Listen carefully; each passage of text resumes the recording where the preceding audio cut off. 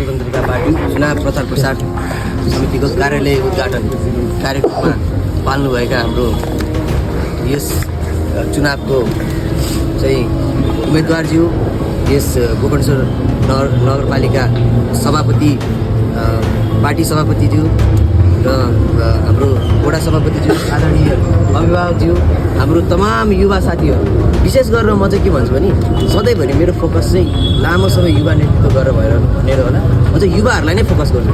आजको यस कार्यक्रममा पाल्नुभएका सम्पूर्ण युवा साथीभाइहरूलाई देशमा परिवर्तन चाहने एउटा सोच बोकेर आउनुभएको कारणले म हृदयदेखि नै सलाम गर्न चाहन्छु प्रथमतः सबैजनालाई। र यसरी नै यो परिवर्तनको चाहिँ एउटा यो चुनावमा चाहिँ हामीले भोटबाट पनि यो परिवर्तन देखाउनुपर्छ, साबित गर्नुपर्छ। किनभने कति अन्याय भएको छन् भन्ने कुरा यहाँबाट अब सबै चिज नभनौँ, तपाईँहरूलाई ज्ञातै छ।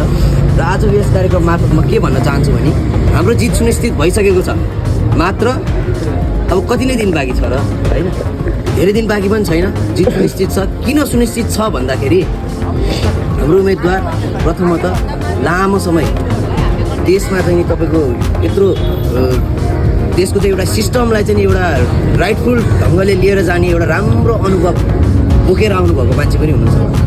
र देश यदि सिस्टममा गयो भने नै त देशको विकास हुन्छ भन्ने कुरा सायद अरू प्रतिनिधिलाई हेरेर होइन, हाम्रै प्रतिनिधिलाई हेरेर चाहिँ मान्छेले बुझिसकेका पनि छन् जस्तो लाग्छ मलाई, होइन?